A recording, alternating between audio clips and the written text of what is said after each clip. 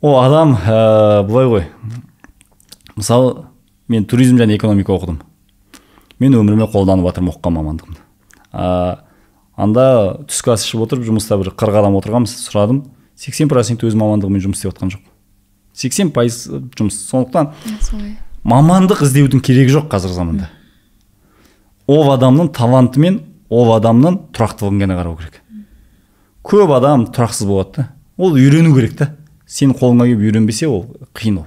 Сондықтан үйрету сенісің, алып кету оның ісі. Алып кете алмаса, онда кете алмайды. Аға, жастардың арасында андай жоқ па? Көп ақша сұрайды, ештеңені тындырмайды, сынды көтере алмайды деген сияқты. Көп, енді жасырмай. Тек жастар емес. Менде мынандай қызық нәрсе бар. Жыл сайын компаниямыздағы қарызы бар адамдардың қаржысын қарап тұрамын. Қарыздарын. Көп қарызы бар адамдарды ақшасы бар жерге жұмысқа отырғызбаймын. Адамда эмоция бар, қиналады, ақшаны жұмсап жіберуі мүмкін, сенің кассаңдағы ақшаны жұмсап жіберуі мүмкін, сенің қиналған кезде ол сенің компанияның карточкасынан төлеп жіберуі мүмкін деген сияқты. Екіншіден, не үшін қарызы алды деген сұрақ бар. Егер жеңіл-желпі қарыз болса, біз компанияда өзіміздің фонд бар, фонд арқылы көп көмектесеміз, үй алғанға көмектесеміз, жаңағы емделуіне көмектесеміз. Соларға мен қарызы, нәтижесіз қарыз алған адамдарға көмектеспейміз біз. Жақсы екен, мынау. Сондықтан осыны өте көп қараймын мен. Жыл сайын жылына бір рет қараймын. Кей адамдардың шынымен қиналса қаржысында төлеп береміз. Кей адамдардың жаңағы нәтижесіз қаржысы болса, оны ескертеміз. Енді бәрі адамда экономикалық сауаттылық жоқ қой. Бухгалтериядағы қыздарға мен айтам. Қарызды не үшін алдық, қанша пайызбен алдық қараңдаршы. Өйткені ол, мысалы мынандай ғой, жақыным деп біз кімді айтамыз? Бауырыңды, мүмкін, иә? Ата-анаңды, досыңды. Енді қараңыз. Біз туысымды жақыным деп айтамыз ғой, иә? Жақын туысым деп. Бірақ сіз оны көрмегеніңізге 3-4 жыл болады. Ол сенің жақының ба? Иә, бірақ. Одан қарағанда сенің күнде көрген жұмысшың жақын болып кетеді саған. Екі көз мейірімде дейсіз ғой. Күнде көресің оны сен. Күнде таңертең келесің, сен күнде оны көресің. Жарайды, сенбі жексенбі көрмейсің, басқа 5 күн көресің. Ол жақының ғой. Жақынға көмектесу деген осы жерден басталу керек та. Сол жұмыстағы жақыныңнан сен 60%-бен кредит алып жүргенін білмейсің ғой. Онда қалай жақын? Сондықтан мен әр адамдардың кредитін ашып ашуға тырысамын. Ашқан кезде айтам: "Бауырым, сен көзге көрінбейтін заңды оқымағасың, қол қоятын кезде, мынау саған 50%-бен алғасың. Сен бұл ақшаны қалай қайтарасың?" Мысалы, менен қарыз сұрап келеді. Не болды? Осындай болды. Мысалы, бір енді атын атап түсін түстемей қояйын. Бір адам сұрайды менен: "Не үшін алдың?" деймін да. Бір рет көмектестік, 2 рет көмектестік, 3-ші ретінде не үшін алдың? Менде жұмыс істемейді ол адам. Сөйтсем, оқу балалары қыркүйек айы келіп жатқан кезде тамызда қарыз алып едім. Не үшін алдың?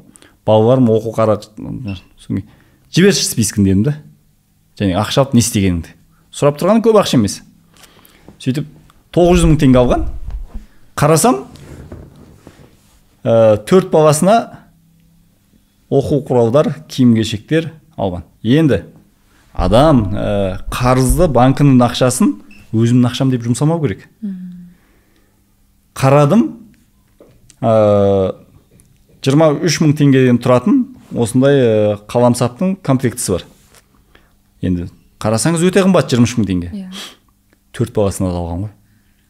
Мен айтам: "Не үшін 4 балаңа? Не үшін ол 4 балада осыны керектену керек?" Сонда бізде үнемділік дегенді ұмытамыз. Ана ақшаны ертең төлейтінімізді ұмытамыз. Қарасаң, 92 мың теңгені бостан босқа жұмсап жіберген. Ана 10 мың теңге фломастер алған, 4,5 мың теңге қаламсаптар алған, сөйтіп 23 мың теңгеге жұмсаған. Қарасаң, бір семьяда біреу болса жететін еді сол. Сондықтан біз сол қарызын алатын. Енді қарасаң, мен қарызын аламда ашам, шашып қарайым, 48%-бен алған. Сонда анау 23 мың теңгенің затын үстіне 48%-ды қосатын болсаң, 35 мың теңге болды. Оны сен төлеуің бар ғой. Қараш, сонда біз экономикалық сауатсыздық деген осы жерден басталды. Мен айтам, осыны алатын кезде осындай алсам бола ма деп, сен дұрыс бола ма деп сұраған кезде мен саған айтатын едім: "Сен енді болмайтын нәрсе істеп тұрсың. Егер мен бұл қарызды мен жауатын болсам сен ары қарай осыған үйренесің. Сол үшін сен қинал. Ертең алмайтын боласың." сөйтіп санап бердім. Мысалы мынандай, үйінде жап-жақсы телевизор бар. Жаңа үйге көштік дейді да, ой, жаңа үйде жаңа телевизор болу керек деп қарызға алады. Түсінбеймін ол адамдарды. Білем, кей бауырларымыз, ағаларымыз үйінде, мысалы, әр бөлмеде телевизорды көріп жатқан адам жоқ. Понт, иә. Кімге мақтанғысы келеді онымен? Не істейсің? Ондай өмір емес қазір. Мысалы, мен сондықтан өзім осындай нәрселерге қарсымын. Аға, осы системаны бүкіл 14 бизнесіңде де қолданасыз ба? Енді мен кей жерде басқару жүйесін араласпаймын. Араласпайсыз. Басқару жүйесін араласпаймын. Ол жерде де қолданбаймын. Өйткені басқару жүйесін араласпағандықтан мен ол жерде акционермін. Ол жерде үлкен жұмыстарды ғана шешуге тырысамын. Сондықтан ол жерде араласпаймын. Ол жерде ол қолданылмайды. Өзім араласатын системаның ішінде бәріне қолданамын. Су ішіп отырсаңызшы. Нормально. Енді бизнесте де өзіме қажетті ойларды алдым. Негізі керек екен ау, қолдану қажет ау деген сияқты. Енді барлық жаққа үлгеріп жүрсіз ғой, отбасыны да, мынау бизнесті да, саясатты да деген сияқты. Енді ұятта болса айтайын, біздің ортамызда көз ашық, шетелде оқыған, сондай бір интеллигенция дейтін қыздар бар. Солар барлығы сізді краш деп санайды. Яғни қазақтың крашы Сырымбектау, неге десе бәріне үлгереді, және де бізде мынау ғой, қазақ байса қатын алады, өзбек байса үй салады деп. Сырымбек аға дейді, әңгімесі жеткізейін. Сырымбек аға егер де жаңағыдай тоқал алса, онда біз бүкіл қазақтың жігітіне деген үмітімізді үземіз. Бұл үміттің қойылуы қаншалықты дұрыс? Жоқ, мен вообще ойымда да жоқ, ойымда да болған да емес. Неліктен? Енді қоғамда неше түрлі пікір бар. Кейбіреулердің жарайды, енді сынамаймын, 2-3 әйел бар шығар, 4 әйел, 5 әйел бар шығар. Әрі бұл былай айтайықшы, нәпсі деген дүние ештеңкеге тоймайды. Нәпсі ешқашан ештеңкеге тоймайды. Қарасаңыз, кезіндегі ата-бабаларымыз алды ғой, мен атамның 4 әйелі болған, мен 4-ші әйелінен туғам деп сөйлейтін адамдар өте көп. Мен ойлаймын, сол дәуірде өмір сүрмегеннен кейін ол адамдардың деңгейіне түспеуіміз керек. Ол адамдар, ұрпағымыз көбейсін, аштықтан қырылып кеткендер бар, соғыстан қырылып кеткендер бар, жесір қалғандар бар. Олардың бәрін ойлады. Қазір ол заманда өмір сүріп жатқан жоқпыз.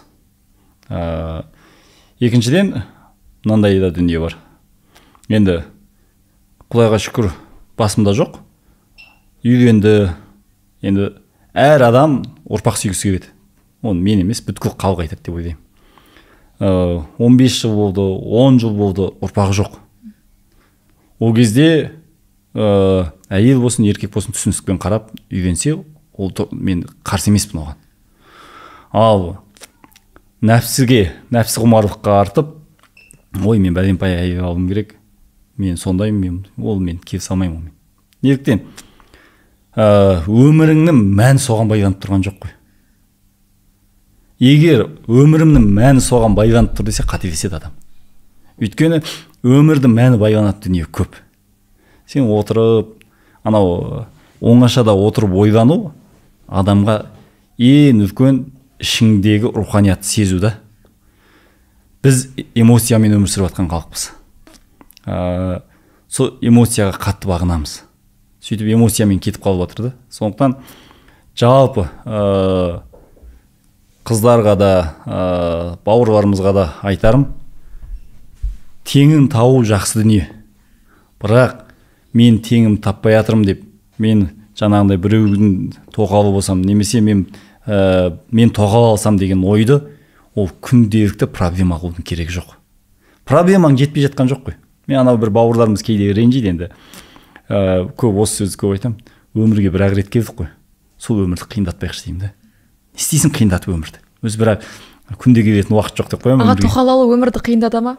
Білмеймін, мен енді алмағасан кейін білмеймін. Бірақ мен жалпы айтарым, мынандай ғой. Жәнегі мен айтқан қағидалардан тыс болса, ол ойлаймын, кей жерде біз өзімізден өзіміз өміріміздің мәнін бұзып алатын сияқтымыз. Жалпы қараңшы, сен өмір сүріп жатсың.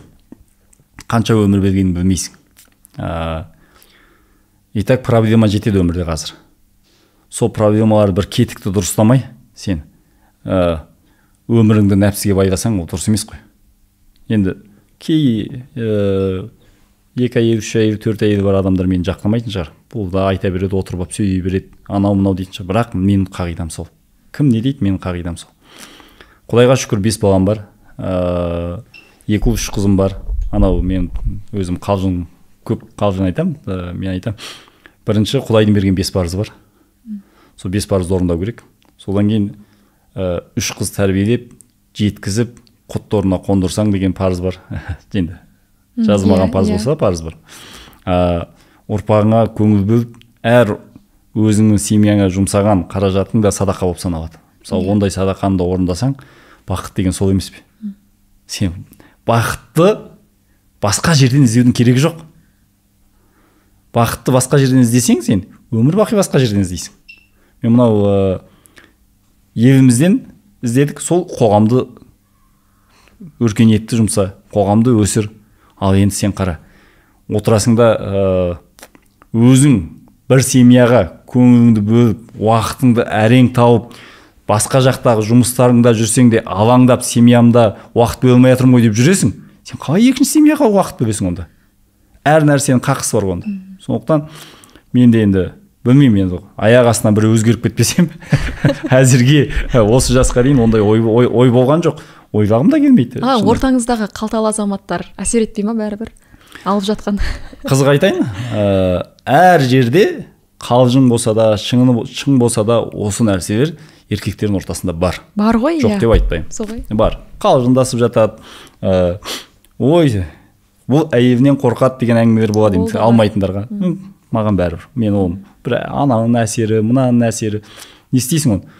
Ол мынандай ғой, біз сол басымыздағы миымызды, санамызды сол жаққа жетелейтін болсақ, сонымен ойлаймыз. Оған жетелемесең болды. Ол бәр нәрсені ми сен пультің ғой. Сен қалай жүретінді бейімдеп отырады. А сен миға сол сигналды бере берсең, саған сол келіп тұрады.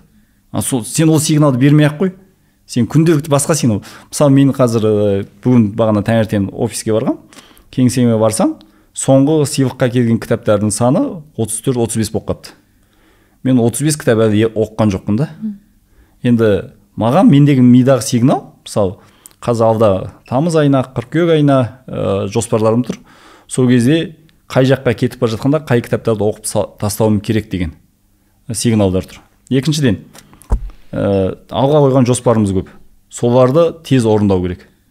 Енді осындай, мен мысалы бүгін қарасаңыз, қазір кешке Азамат ағамыз бен Салтанат Бақаеваның Зылиха деген спектакліне барамыз, әйелім екеуміз. И сол шешемді, бала-шағамды және көмекшіммен бірге Көлсайға жібердім. Сол спектакльден шыққаннан кейін мен 10-да шығам ба, 11-де шығам ба, Көлсайға кетем. Ертең Көлсайдан келгесен кейін 13 күні Көлсайдан келем, жұмыста бір қыз ұзатылып жатыр, соның тойына барам, 13 күні кешкісін. 14 күні таңертең Семейге кетем. Өскеменге кетем. 15 күні Семейде болам, 16 күні Астанада болам. 17 күні жұмысқа шығам, 18 күні мен сапарға шығам. Сапарда, осы сапарым ұзақ сапар, бір айдай сапарда болам. Ол сапардарда, мысалы, айтып бере аламын, әр күні қай күні қай жерде болатын. Сосын қыркүйек айы басталады. Қыркүйек айында біз Қытайдың астанасы Пекинге салынып жатқан сандықты ашуымыз керек. Қыркүйек айында өзіміздің жоспарларымыз тұр. 4 кездесулер болады. Осыларды ойлаған маған маңыздырақ. Осылар арқылы келген дүниенен нәтижелерді қарау маңыздырақ. Мен сол 18 күнде не істедім деген жаздым ғой. Ол тағы да айтам, әр бір мен ұшқан сағатым, мен енді минутқа дейін санадым, секунд санамадым. Сонда осы маңыздырақ нәрседе тұрған кезде менің миымның бөлігіне бір екінші әйелді қойып, немесе басқа бір көзқараспен басқа біреуге қарау, ондай ой жоқ. Уақыт жоқ десеңіз, келіншегіңіз музаңыз ба? Енді ол мысалы анаған теңесек, мынаған теңесек, адам теңей береді. Сүйіп қосылған жарым, жақсы көріп қосылдым, жақсы көрдім, анау жақсы сөз бар. Жігіт сүйген алады, қыз сүйген қалады деген. Жігіт сүйгеннен алдым. Енді біз үлкен әулетпіз. Анау анаммен бірге тұрамыз. Көп адамдар сынап жатады. Анам бізбен бірге тұрады десе, сен жоқ, анаммен бірге тұрам деп айт деп. сол біз анамның қолында тұрамыз. Біз үлкен әулетпіз. Осы шын айту керек, өзіңнің ағайын туысыңа уақыт бөле алмай жүріп, сен басқаға қалай уақыт бөлесің? Сондықтан мен мысалы ағайын туыстарымның шынын айтайын, осы жақында 15 тойдың біреуіне ғана бардым. Ұялам, сені сынайды, мынау келмей кетті. Сен жағдай жоқ кезде ешкім сынамайды сені. Сен жағдай жоқ кезінде сен орның бос тұрған көрінбейді. Сен жағдайың бар кезде орның бос тұрған көрініп қалады. Мысалы, құдаңның тойына бара алмай қаласың, түсінетін адамдар бар. Жұмысы көп қой дейді. Түсінбейтін адамдар бар. Сондықтан осындай нәрселерге келген кезде сен уақытың жоқ жүргенін өзің білесің. Өзіңде уақыт жоқ, оның үстіне проблема создавать етіп не істейсің? Аға, неге шетелге келіншегіңізді алып кетпейсіз? Жиі алып кетемін. Енді жалпы қалай? Кей сапардар болады, маңызды емес. Кей сапардар болады, маңызды. Мысалы, мен биылға санайтын болсақ, биылға біз Жапонияда болдық, Түркияда болдық, Дубайда болдық, Австралияда болдық, Швейцарияда болдық. Санасам, мен биылғы сапардың өзінде бір 8-9 елде әйелмен бірге болдым. Балалармен бір 5 сапарда бірге болдым. Енді ол жерде мынандай ғой, көп адамға көрінбеге сенген шығар. Мен сала бермеймін, әйелмен жүрім деп. Мен енді 100% деп айтпай ақ қояйын. 100% сапардың бір 40-50-60%-да бірге жүреді. Ол, мысалы, кей сапардар бар. Мысалы, осы сапарды айтсам, мен 18 күнде 6 ел, 19 қалада болдым. Ол адамға салпақта беріп жүрген не пайда ол? Ойлаңызшы. Таниды ғой, керемет саяхат. Қараңыз, саяхат емес. Мысалы, менде бір 20-дай кездесу болды. Ол мен 20 кездесу жасап атқан кезде қонақ үй не істейді бір өзі? Одан да бала шағаның жанында болған дұрыс қой. Мысалы, мен мынандай Пекинге түстім ұшақтан, 3 сағат кешігіп түстік, қонақ үйге бармай Тяньжинге кету керек болды. Ол жүрісті көтере ала ма? Ол шаршайды ғой соң кейін. Сондықтан менің ойым, маңызды сапардар болады. Маңызды емес сапардар болады. Жаңағы демалыс сапар болады. Немесе дүние таным сапары болады. Сол кездерде әрине мен сапардарды қараймын. Кей сапардарда таныс адамдар болады. Мысалы, мынандай да сапар болды. Жаңа біз Швейцарияда, мысалы, 5 еркек жүрдік. 5 еркек жүрміз. Мысалы, 5 еркекпен бірге мен бірге келіншек не істейді ол? Екіншіден, кей сапар болады, көліктің де несіне тартасың. Мысалы, Швейцарияда біз 5 еркек жүрген кезде бір көлікке сәйкес келіп тұрмыз. Енді мен айтпаймын ғой, сен 4-еуің бірге жүр, мен әйеліммен бір көлікпен жүремін деп. Сондықтан, мысалы, қазір ақш-қа кетіп бара жатырмын мен. ақш-та, мысалы, балам жазғы 3 айлық каникулда сол жақта.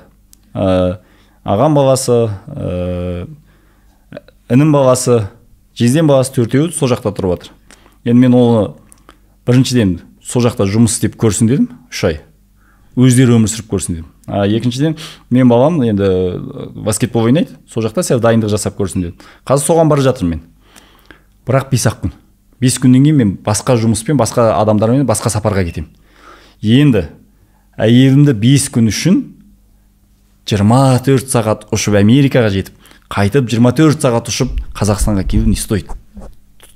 Тұрмайтын дүниеде 5 күн үшін. Сондықтан мысалы осы жолда бір өзім шығамын. Бірақ қайтқан кезде біз бәріміз Түркияда жолығамыз. Сондықтан әр нәрсенің жоспар ғой. Өзінің орнымен дейсіз ғой. Орнымен. Өйткені қазір